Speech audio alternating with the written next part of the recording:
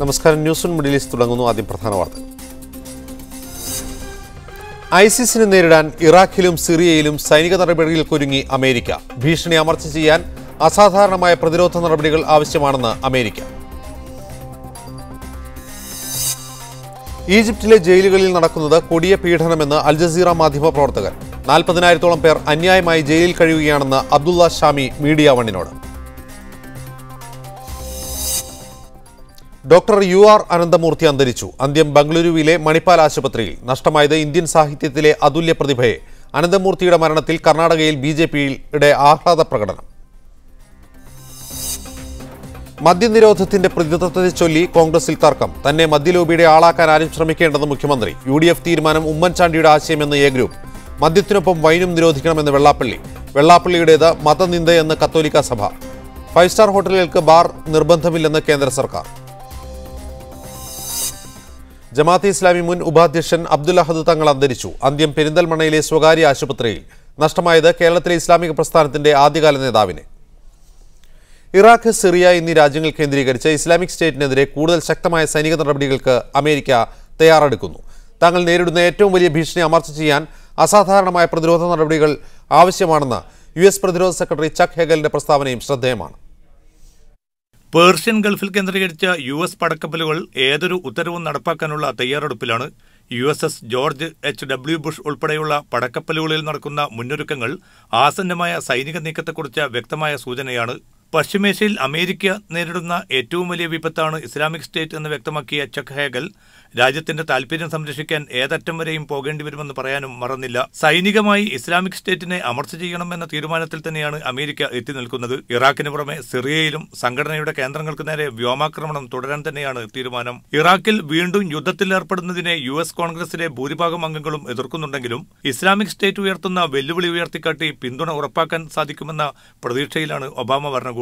ഇറാഖിൽ ക്രൈസ്തവ യസീദ് വിഭാഗങ്ങൾ നേരിടുന്ന അരക്ഷിതാവസ്ഥയും US പത്രപ്രവർത്തകന്റെ കൊലയും ഇസ്ലാമിക് സ്റ്റേറ്റിനെതിരായ വികാരമാക്കി മാറ്റാനും കൊണ്ടുപിടിച്ച നീക്കത്തിലാണ് US ഭരണ നേതൃത്വം. ഇറാഖ്, സിറിയ എന്നിവിടങ്ങളിൽ നിന്ന് IS വിമതരെ ഇല്ലായ്മ ചെയ്യുന്നതിന് എല്ലാ ഗൾഫ് രാജ്യങ്ങളുടെയും പിന്തുണ അമേരിക്ക തേടിയിട്ടുമുണ്ട്.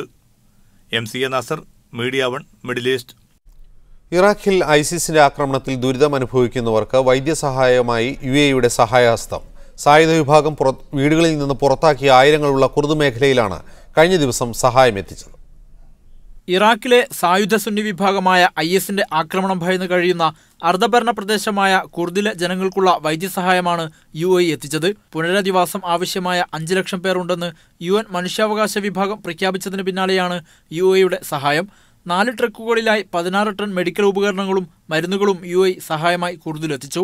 ISന്റെ ആക്രമണത്തിൽ വീടുകളിൽ നിന്ന് പുറത്താക്കപ്പെട്ട കുർദ് മേഖലയിലെ ജനങ്ങൾക്കുള്ള സഹായമാണിതെന്ന് അർബിലിലെ UAE കോൺസുൽ ജനറൽ വ്യക്തമാക്കി.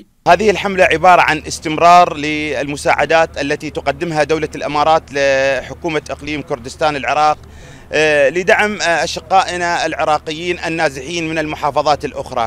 ഇറാഖിലെ ISന്റെ ആക്രമണത്തിലെ ഇരകൾക്ക് പിന്തുണയായി മുൻ ദിവസങ്ങളിലും UAEയിൽ നിന്ന് സഹായം എത്തിച്ചിരുന്നു.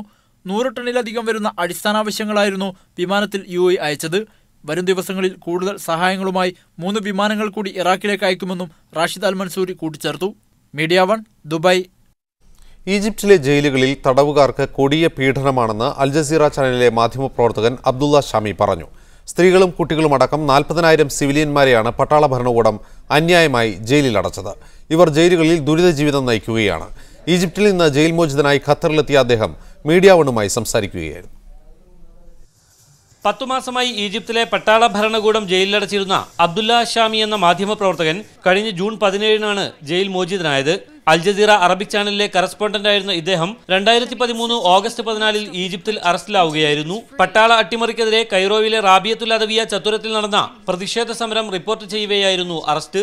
ഇദ്ദേഹം ഉൾപ്പെടെ 16 മാധ്യമപ്രവർത്തകരെയും 800 സിവിലിയന്മാരെയും അന്ന് പട്ടാളം പിടികൂടി ജയിലിലടച്ചു. ഇവരുടെ കാര്യത്തിൽ മനുഷ്യാവകാശങ്ങൾ ഒട്ടും പാലിക്കപ്പെടുന്നില്ലെന്ന് ജയിൽ മോചിതനായ അബ്ദുള്ള ഷാമി പറഞ്ഞു. The conditions inside the prison is very bad. There is no any case of human right respect. You put so much people in a very small space. There's no medical care. There's no ventilation. There's no good food. ഇദ്ദേഹത്തിന്റെ അറസ്റ്റിനെതിരെ ലോകവ്യാപകമായി പ്രതിഷേധമുയർന്നിരുന്നു. 10 മാസത്തെ ജയിൽവാസത്തിനിടയ്ക്ക് 124 ദിവസം ഷാമി ജയിലിൽ നിരാഹാരം അനുഷ്ഠിച്ചു. അതോടെ 40 kilogram ശരീരഭാരം കുറഞ്ഞ ഷാമിയുടെ ആരോഗ്യസ്ഥിതി വഷളായി. ഈ സാഹചര്യത്തിലാണ് പട്ടാള ഭരണകൂടം അബ്ദുള്ള ഷാമിയെ വിട്ടയക്കുന്നത്. ജയിൽ മോചിതനായി കഴിഞ്ഞ ദിവസം ദോഹയിലെത്തിയ അബ്ദുള്ള ഷാമി മീഡിയ വണ്ണിന് അനുവദിച്ച പ്രത്യേക അഭിമുഖത്തിലാണ് മനസ്സു തുറന്നത്. മുജീബുർ റഹ്മാൻ, മീഡിയ വൺ, ദോഹ. UAE-യിൽ 82% തൊഴിലാളികൾക്കും ശമ്പളം ബാങ്ക് വഴിയാക്കിയതായി തൊഴിൽ മന്ത്രാലയം അറിയിച്ചു. വേജ് പ്രൊട്ടക്ഷൻ സംവിധാനം വഴി കഴിഞ്ഞ വർഷം 32 ലക്ഷത്തിലധികം തൊഴിലാളികൾ ബാങ്ക് വഴി ശമ്പളം വാങ്ങിയിട്ടുണ്ട്. ശമ്പളം സംബന്ധിച്ച പരാതികൾ സമർപ്പിക്കാൻ മന്ത്രാലയം ഓൺലൈൻ കോൾ സെന്റർ സംവിധാനങ്ങളും ഏർപ്പെടുത്തിയിട്ടുണ്ട്. 2009-ലാണ് മന്ത്രാലയം വേജ് പ്രൊട്ടക്ഷൻ സംവിധാനം ഏർപ്പെടുത്തിയത്. ഇന്ത്യക്കാർ ഏറ്റവും കൂടുതൽ ഇഷ്ടപ്പെടുന്ന വിനോദസഞ്ചാര കേന്ദ്രമെന്ന പദവി ഇനി മുതൽ ദുബായിക്ക്. hotels.com എന്ന വെബ്സൈറ്റ് നടത്തിയ സർവേയിലാണ് 2 വർഷത്തോളം പട്ടികയിൽ 1-ാം സ്ഥാനത്തായിരുന്ന ബാങ്കോക്കിനെ പിന്തള്ളി ദുബായ് ഒന്നാമതെത്തിയത്. ഇതുവരെ 2-ാം സ്ഥാനത്തായിരുന്നു ദുബായ്. ദുബായിലെ അത്യാധുനിക സൗകര്യങ്ങളും അന്താരാഷ്ട്ര ശ്രദ്ധ പിടിച്ചുപറ്റിയ നേട്ടങ്ങളുമാണ് ടൂറിസ്റ്റുകളെ ആകർഷിക്കുന്നത്. സൗദി ഓഹരി വിപണിയിൽ വിദേശികൾക്കും അവസരം. പ്രാഥമിക നിയമാവലി ഇത് സംബന്ധിച്ച് പുറത്തിറക്കിയിട്ടുണ്ട്. ഗാർഹിക വിസയിൽ കുവൈത്തിൽ വീട്ടിൽ ജോലിക്കെത്തിയ മലയാളി യുവാവിനെ സ്പോൺസർ സൗദിയിലേക്ക് കടത്തിയതായി സുഹൃത്തിന്റെ പരാതി. 1 വർഷം മുൻപ് കുവൈത്തിലെത്തിയ കൊടുങ്ങല്ലൂർ ഏറിയാട് സ്വദേശി അജിത് കുമാറിനെയാണ് ആടുകളെ മേയ്ക്കാനായി സ്പോൺസർ സൗദിയിലെ മരുഭൂമിയിൽ വിട്ടത്. ഇയാളെ തിരികെ കുവൈത്തിലെത്തിക്കാൻ ആവശ്യപ്പെട്ടിട്ടും സ്പോൺസർ തയ്യാറാവുന്നില്ലെന്നാണ് സുഹൃത്തും നാട്ടുകാരുമായ സിദ്ദീഖ് പറയുന്നത്. സൗദി മരുഭൂമിയിൽ എവിടെയോ ആടുജീവിതം നയിക്കുന്ന സുഹൃത്തിനെ നാട്ടിലെത്തിക്കാനുള്ള വഴിയറിയാതെ ഉഴലുകയാണ് കുവൈത്തിൽ ഹൗസ് ഡ്രൈവറായി ജോലി ചെയ്യുന്ന ഈ യുവാവ്. 1.5 വർഷം മുമ്പ് സിദ്ദീഖ് തന്നെയാണ് അയൽക്കാരനായ അജിത്തിനെ ഖാദിം വിസയിൽ കുവൈത്തിലേക്ക് കൊണ്ടുവന്നത്. തന്റെ പരിചയക്കാരനായ മുഹമ്മദ് വഴി മലപ്പുറം സ്വദേശി ലത്തീഫാണ് അജിത്തിനുള്ള വിസ തരപ്പെടുത്തി നൽകിയതെന്ന് സിദ്ദീഖ് പറഞ്ഞു. ആന്തലൂസിലെ സ്വദേശി വീട്ടിലേക്ക് ഡ്രൈവറെ ആവശ്യമുണ്ടെന്നായിരുന്നു പറഞ്ഞിരുന്നതെങ്കിലും പാചകക്കാരന്റെ വിസയാണ് ലഭിച്ചത്. ഇക്കാര്യം ചൂണ്ടിക്കാട്ടിയപ്പോൾ തൽക്കാലം ഡ്രൈവറുടെ ഒഴിവില്ലെന്നും കുവൈത്തിലെത്തിയ ഉടൻ ഡ്രൈവർ വിസയിലേക്ക് മാറ്റുമെന്നും ലത്തീഫ് ഉറപ്പു നൽകി. എന്നാൽ അജിത്ത് കുവൈത്തിലെത്തി ദിവസങ്ങൾ മാത്രം വീട്ടിൽ നിർത്തിയ ശേഷം സ്പോൺസർ ഇയാളെ സൗദിയിലേക്ക് കൊണ്ടുപോവുകയായിരുന്നു. 50 ദിനാർ വേണമെന്ന് പറഞ്ഞപ്പോൾ ഈ മൊബൈലിന്റെ ഞാൻ 50 ദിനാർ കൊടുത്തിട്ടാണ് വിസ എനിക്ക് നേരത്തെ തന്ന് 50 ദിനാർ 2 ദിവസം കഴിഞ്ഞപ്പോൾ മൊബൈൽ എത്തിച്ചു കൊടുത്ത്. അപ്പോൾ വിസ കിട്ടിയപ്പോൾ ഞാൻ പറഞ്ഞു ഇങ്ങനെ ഇതിൽ അടിച്ചേക്കണേ തബ്ബാക്കാണെന്ന് പറഞ്ഞ്. അപ്പോൾ എന്നോട് പറഞ്ഞ് ആളിവിടെ ഇറങ്ങിക്കഴിഞ്ഞാൽ അത് മാറ്റി അടിക്കാം, മാറ്റി തരും കുവൈറ്റ്, വേറെ പ്രശ്നങ്ങളൊന്നുമില്ല, ഡ്രൈവറെ പ്രൊഫഷനിൽ അടിച്ചു തരുമെന്ന് പറഞ്ഞ്. വേറെ പണി വീട്ടിൽ അന്തലൂസിൽ മിനിസ്റ്ററുടെ വീടാണ്, അത് ഡ്രൈവറായിട്ടുള്ള പണി, വേറെ പണിയൊന്നുമില്ല എന്ന് ഈ ലത്തീഫ് പറഞ്ഞിട്ടുണ്ട് നമ്മളോട്. സൗദിയിലെ ഏതോ മരുപ്രദേശത്ത് താൻ ആടുകളോടൊപ്പം കഴിയുകയാണെന്നും എങ്ങനെയെങ്കിലും നാട്ടിലെത്തിക്കണമെന്നും അജിത് ഫോണിൽ വിളിച്ചു പറഞ്ഞതനുസരിച്ച് സിദ്ദീഖ് സ്പോൺസറുമായി ബന്ധപ്പെട്ടിരുന്നു. പകരം ആളെ ലഭിച്ചാലല്ലാതെ അജിത്തിനെ തിരിച്ചു കൊണ്ടുവരാനാവില്ലെന്ന മറുപടിയാണ് സ്പോൺസറിൽ നിന്ന് ലഭിച്ചത്. ഇക്കാര്യത്തിൽ ഇന്ത്യൻ എംബസിയുടെ സഹായം തേടിയെങ്കിലും അവരും കൈമലർത്തുകയായിരുന്നു. അവർ നമ്മളെ അടുത്ത് തട്ടിക്കേറിയിട്ട് പറയുന്നത് ആളെയും കൊണ്ടുവന്നാൽ ഞങ്ങൾക്ക് എന്താണെന്ന് ചെയ്യാൻ പറ്റും, അതിക്കിപ്പുറം ഞങ്ങൾക്കൊന്നും ചെയ്യാൻ പറ്റില്ല എന്നാണ് ഞങ്ങളോട് അവർ സംസാരിച്ചതാണ്. മോശമായാണ് അവർ ഞങ്ങളോട് സംസാരിച്ചത്. Media one, Kuwait city. Jamaat-e Islami മുൻ സംസ്ഥാന ഉപാധ്യക്ഷൻ അബ്ദുൽ അഹദ് തങ്ങൾ നിര്യാതനായി. 87 വയസ്സായിരുന്നു. പെരിന്തൽമണ്ണയിലെ സ്വകാര്യ ആശുപത്രിയിലായിരുന്നു അന്ത്യം. ഖബറടക്കം നാളെ രാവിലെ 11-ന് മലപ്പുറം എടയൂർ പൂക്കാട്ടിരി ജമാഅത്ത് ഖബർസ്ഥാനിൽ നടക്കും. 1927-ൽ തളിപ്പറമ്പ് അയനിക്കാട് അബ്ദുള്ള കോയയുടെയും കുഞ്ഞീബിയുടെയും മകനായായിരുന്നു അബ്ദുൽ അഹദ് തങ്ങളുടെ ജനനം. മാഹിയിലെ പ്രാഥമിക വിദ്യാഭ്യാസത്തിന് ശേഷം തലശ്ശേരി ബ്രണ്ണൻ കോളേജിലും പുളിക്കൽ മദീനത്തുൽ ഉലൂം അറബി കോളേജിലുമായിരുന്നു പഠനം. പിന്നീട് മലപ്പുറം വളാഞ്ചേരിയിലെ എടയൂരിലേക്ക് താമസം മാറ്റി. ചെറുപ്പകാലത്ത് തന്നെ ജമാഅത്തെ ഇസ്ലാമിയിൽ അംഗമായ അഹദ് തങ്ങൾ സംഘാടന പാടവം കൊണ്ട് ശ്രദ്ധേയനായിരുന്നു. അടിയന്തരാവസ്ഥക്കാലത്ത് ജയിൽവാസമനുഷ്ഠിച്ചു. 1990 മുതൽ 2007 വരെ ജമാഅത്തെ ഇസ്ലാമി ഉപാധ്യക്ഷനായിരുന്നു. കേരളീയ മുസ്ലിം സമൂഹത്തിന് പൊതുവിലും ജമാഅത്തെ ഇസ്ലാമി കേരള ഘടകത്തിന് വിശേഷിച്ചും തീരാ നഷ്ടം തന്നെയാണ് ബഹുമാന്യനായ KM അബ്ദുൽ അഹദ് തങ്ങളുടെ വിയോഗം. അദ്ദേഹം വളരെ ശാന്തനായ എന്നാൽ ആർജവമുള്ള ഒരു വ്യക്തിത്വം തന്നെയായിരുന്നു. ദീർഘകാലം ജമാഅത്തെ ഇസ്ലാമി കേന്ദ്ര പ്രതിനിധി സഭാ അംഗമായും സംസ്ഥാന കൂടിയാലോചനാ സമിതി അംഗമായും പ്രവർത്തിച്ചു. ഇസ്ലാമിക് പബ്ലിഷിംഗ് ഹൗസ്, പ്രബോധനം വാരിക, മജ്ലിസ് താലീമിൽ ഇസ്ലാമി എന്നിവയുടെ വളർച്ചയിൽ നേതൃപരമായ സംഭാവനകൾ നൽകി. ബോധനം മാസികയുടെ പ്രഥമ പത്രാധിപരായിരുന്നു. മീഡിയ വൺ, മലപ്പുറം. ജമാഅത്തെ ഇസ്ലാമി മുൻ അസിസ്റ്റന്റ് അമീറും ആദ്യകാല നേതാവുമായിരുന്ന അബ്ദുൽ അഹദ് തങ്ങളുടെ വിയോഗത്തിൽ ഖത്തറിലെ ഇന്ത്യൻ ഇസ്ലാമിക് അസോസിയേഷൻ അനുശോചിച്ചു. മൈദി നമസ്കാരം നാളെ ഇശാ നമസ്കാരത്തിന് ശേഷം ദോഹ എയർപോർട്ട് റോഡിലെ ഫാമിലി ഫുഡ് സെന്ററിന് പിറകുവശത്തുള്ള പള്ളിയിൽ നടക്കുമെന്ന് association general secretary VT Faisal അറിയിച്ചു. വെടിനിർത്തൽ അവസാനിപ്പിച്ചതിന് ശേഷം ഗസയിൽ ഇസ്രായേൽ ആക്രമണം ശക്തമാക്കി. ഇന്നലെ മൂന്നിടത്തുണ്ടായ വ്യോമാക്രമണത്തിൽ നിരവധി പേർ കൊല്ലപ്പെട്ടു. ജൂലൈയിൽ ആക്രമണം തുടങ്ങിയ ശേഷം ഇതുവരെ കൊല്ലപ്പെട്ടവരുടെ എണ്ണം 2087 ഇതിനിടെ ഇസ്രായേലിന് വേണ്ടി ചാരപ്രവർത്തനം നടത്തിയ 11 പേരെ വധിച്ചതായി ഹമാസ് അറിയിച്ചു. ഗസ സുരക്ഷാ വിഭാഗം ഉദ്യോഗസ്ഥരാണ് ഇക്കാര്യം സ്ഥിരീകരിച്ചത്. ചാരപ്രവർത്തനത്തിനിടെ പിടിയിലായവർ കുറ്റക്കാരാണെന്ന് ഗസ കോടതി നേരത്തെ വിധിച്ചിരുന്നു. എന്നാൽ ഇവരുടെ വിശദാംശങ്ങൾ വെളിപ്പെടുത്താൻ ഹമാസ് തയ്യാറായില്ല.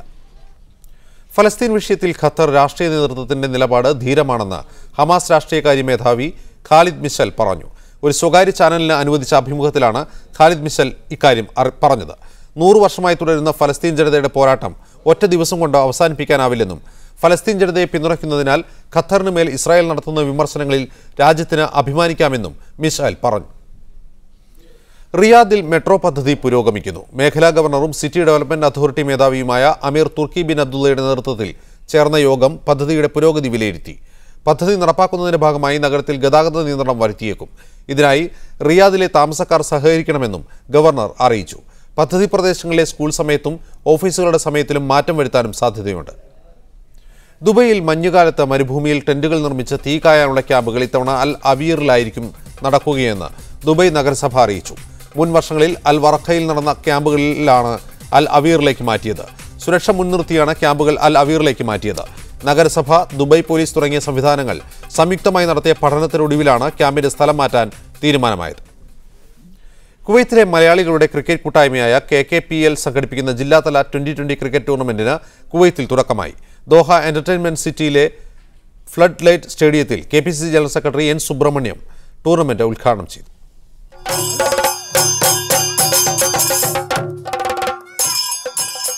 കേരളത്തനിമ വിളിച്ചോതുന്ന വർണ്ണാഭമായ പരിപാടികളോടെയാണ് കുവൈത്ത് കേരള പ്രീമിയർ ലീഗ് 3ാം സീസൺ 2020 മത്സരങ്ങൾ ആരംഭിച്ചത്. ഉദ്ഘാടന ചടങ്ങിൽ കുവൈത്തിലെ സാമൂഹിക സാംസ്കാരിക മേഖലകളിലെ പ്രമുഖ വ്യക്തികൾ ഉൾപ്പെടെ വൻ ജനാവലി സന്നിഹിതരായിരുന്നു. മാവേലിയും പുലിക്കളിയും ചെണ്ടമേളവും ഉദ്ഘാടന പരിപാടികൾക്ക് കൊഴുപ്പേകി. സാമൂഹ്യ പ്രവർത്തകൻ ഹംസ പയ്യന്നൂർ നിലവിളക്ക് കൊളുത്തി ചടങ്ങ് ഉദ്ഘാടനം ചെയ്തു. തുടർന്ന് ടൂർണമെന്റിന്റെ ഉദ്ഘാടനം KPCC general secretary N. Subramanian നിർവഹിച്ചു. പ്രവാസി ക്ഷേമനിധി ബോർഡ് അംഗം Varghese Puthukulangara, ICC panel umpire Jose Kurisinkal എന്നിവർ ചടങ്ങിൽ സംസാരിച്ചു. ഉദ്ഘാടന മത്സരത്തിൽ തൃശൂർ ജില്ലാ ടീം പത്തനംതിട്ടയെ പരാജയപ്പെടുത്തി. 12 ജില്ലാ ടീമുകളിലായി 300-ലധികം മലയാളി താരങ്ങൾ പങ്കെടുക്കുന്ന ടൂർണമെന്റ് 3 മാസക്കാലം നീണ്ടുനിൽക്കും. മഹാബലിയും പുലിക്കളിയും ചെണ്ടമേളവും ഒക്കെയായി വളരെ ആർഭാടപൂർവ്വം തന്നെയാണ് KKPLന്റെ ഉദ്ഘാടനം ഇവിടെ അരങ്ങേറിയിരിക്കുന്നത്. ദോഹ എന്റർടൈൻമെന്റ് സിറ്റിയിൽ നിന്നും ക്യാമറ പേഴ്സൺ രതീഷ് ചെറുതായത്തോടൊപ്പം Muneer Ahammad, Media 1, Kuwait city. Dubai saint Thomas orthodox കത്തീഡ്രലിന്റെ യുവജന പ്രസ്ഥാനം സംഘടിപ്പിച്ച വേനൽ ശിബിരം ശ്രദ്ധേയമായി. വിശ്വാസികളുടെ നിറഞ്ഞ സാന്നിധ്യത്തിലായിരുന്നു വിപുലമായ പരിപാടികളോടെ വേനൽ ശിബിരം നടന്നത്. പ്രവാസി മലയാളികൾക്കിടയിലെ പുതുതലമുറക്ക് കേരളത്തിന്റെ സംസ്കാരവും പൈതൃകവും മനസ്സിലാക്കി കൊടുക്കുന്നതിനു വേണ്ടി തുടക്കം കുറിച്ച പദ്ധതിയാണ് വേനൽ ശിബിരം എന്ന പേരിൽ ദുബായ് സെന്റ് തോമസ് ഓർത്തഡോക്സ് ചർച്ചിൽ നടന്നത്. വിശ്വാസികളുടെ നിറസാന്നിധ്യത്തിൽ നടന്ന ചടങ്ങ് വിപുലമായ പരിപാടികൾ കൊണ്ട് ശ്രദ്ധേയമായിരുന്നു. കേരളത്തിലെ അതിപുരാതനമായ ചരിത്ര സ്മാരകമായ ഇടക്കൽ ഗുഹയുടെ മാതൃക പള്ളിമുറ്റത്ത് സൃഷ്ടിച്ചത് വ്യത്യസ്ത കാഴ്ചയായി. പാരമ്പര്യത്തിന്റെ ശേഷിപ്പുകളെ പുതുതലമുറക്ക് പകർന്നു നൽകാൻ വലിയൊരു പ്രദർശനം തന്നെ ഗുഹക്കുള്ളിൽ ഒരുക്കിയിരുന്നു. കേരളത്തിന്റെ പഴയകാല ചരിത്രവും ഉപയോഗിച്ച വസ്തുക്കളും ജീവിത രീതികളും ഇതിൽ പരാമർശിക്കുന്നുണ്ട്.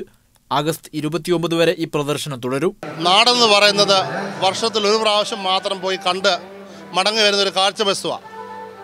എന്നാൽ അത് യഥാർത്ഥമായൊരു ജീവിതമാണെന്ന് മനസ്സിലാക്കുവാൻ തക്കവണ്ണം ഇവിടെയുള്ള പ്രവാസികളുടെ വരുന്ന തലമുറയെ നമ്മുടെ കേരളമെന്ത്, കേരളത്തിൻ്റെ സംസ്കാരമെന്ത്, അതിൻ്റെ പാരമ്പര്യവും പൈതൃകമെന്തെന്ന് മനസ്സിലാക്കി കൊടുക്കുവാനായിട്ട് കഴിഞ്ഞ 10 വർഷമായി ദുബായ് സെന്റ് തോമസ് ഓർത്തഡോക്സ് കത്തീഡ്രലിലെ യുവജന പ്രസ്ഥാന അംഗങ്ങളുടെ നേതൃത്വത്തിൽ നടത്തപ്പെടുന്ന ഒരു പ്രോഗ്രാമാണ് വേനൽ ശിബിരം. 2004 സെന്റ് തോമസ് ഓർത്തഡോക്സ് കത്തീഡ്രൽ യുവജന പ്രസ്ഥാനം വേനൽ ശിബിരം ആരംഭിച്ചത്. ഇതിന്റെ ഭാഗമായി യുവാക്കൾ തയ്യാറാക്കിയ വിവിധ കലാപരിപാടികളും അരങ്ങേറി.